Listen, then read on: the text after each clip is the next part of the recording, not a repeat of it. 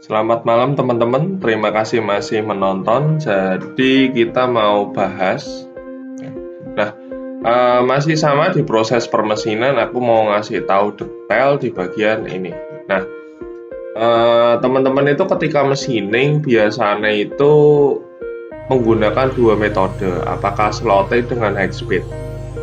Nah, di dalamnya sendiri itu sebenarnya mau pocket atau mau facing mau lain-lain itu udah mewakili ke dalam aspek ini. Tapi teman-teman yang perlu perhatiin kapan sih pakai metode yang tepat untuk proses yang tepat. Nah, kita mau coba dengan dua item, kurang lebihnya seperti itu ada di gambar. Terus yang perlu diperhatikan adalah semua itu pakai dasar gitu kan. Nah, dasarnya sendiri aku menggunakan tipe N-mill yang nanti udah ada dibahas dan parameternya.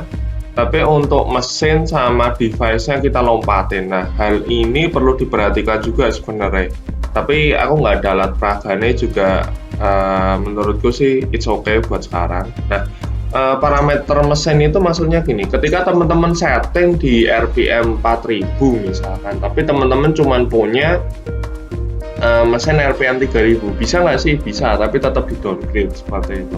Nah, rasionya juga sama.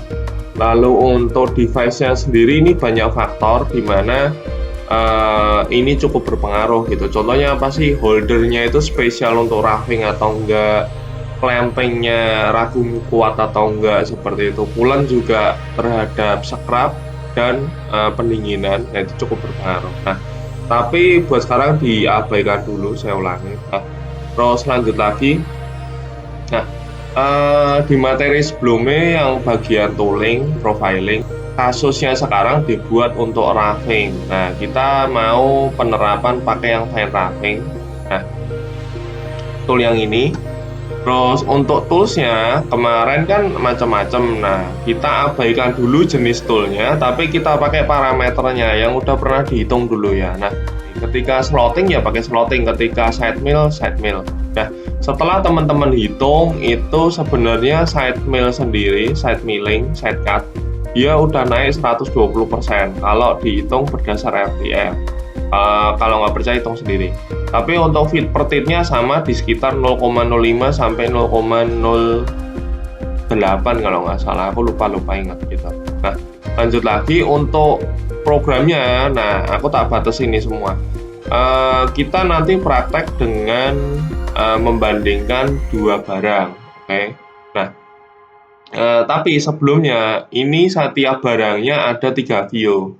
Satu untuk outside, 2 inside, 3 slotting. Nah, itu bisa dilihat parameternya kurang lebih seperti itu. Untuk pocketnya sendiri udah tak tingkatin. Untuk high speednya memang standarnya menurut saya dan memang yang saya cari referensinya paling besar segitu. Oke. Nah, untuk toolnya referensi diameter 10 length 22. Tapi tadi parameter kan 12, diameter 12. Nah, itu diabaikan dulu, nggak masalah. Oke. Nah, setelah ini kita mau lihat dulu kurang lebihnya preview programnya seperti apa, dimulai dari yang maksimum. Oke, untuk proses yang maksimum, jadi kita di sini ada profil, kurang lebihnya nanti sama dengan beda kedua.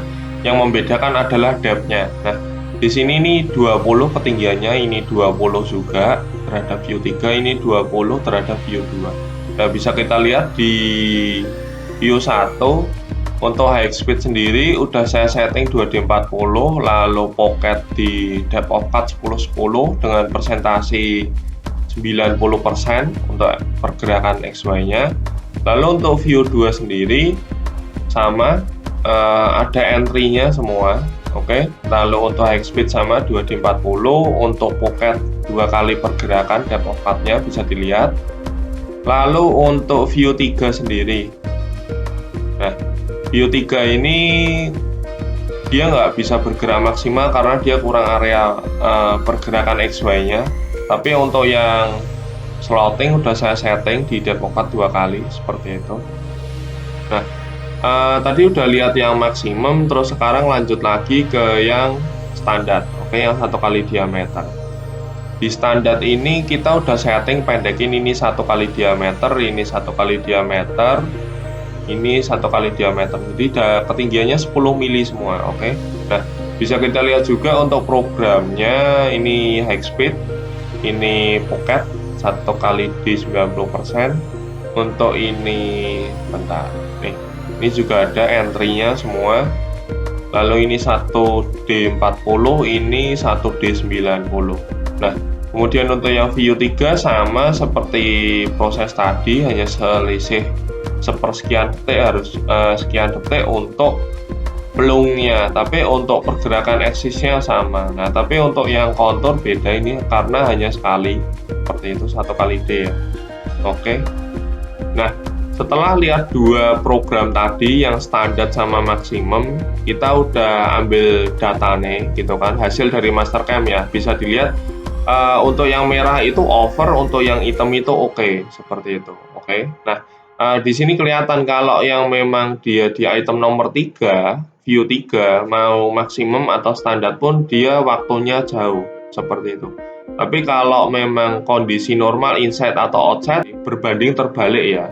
Karena side cut itu tidak bisa ditingkatin.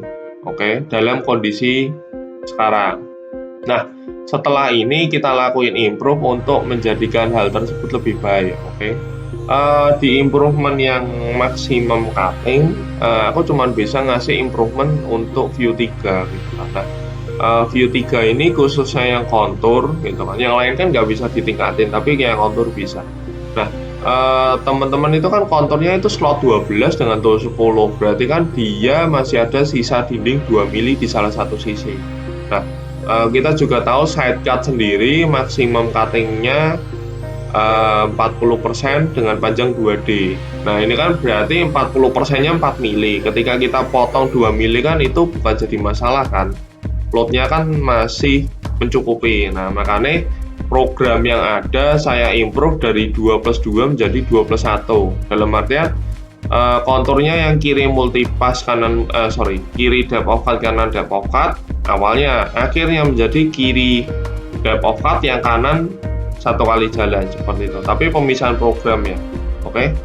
Lanjut lagi untuk improvement yang kedua di bagian yang standar. Tadi kan aku bilang ya 2D40 nggak bisa ditingkatin dalam kondisi itu. Nah, dalam kondisi terbaru kita coba tingkatin di mana volume chip terbuang, kalau nggak salah, aku lupa namanya, tapi intinya dia berhubungan dengan persentase tool. Nah, aku di sini konversi di mana kalau kalau beban yang awal 100%, 2D40, berarti tengah-tengahnya di 1D harusnya di 70. Tapi ini tak turunin sedikit jadi 65% atau 60%, biasanya seperti itu. Nah, tapi perlu diperhatikan juga depth-nya diganti jadi 1D.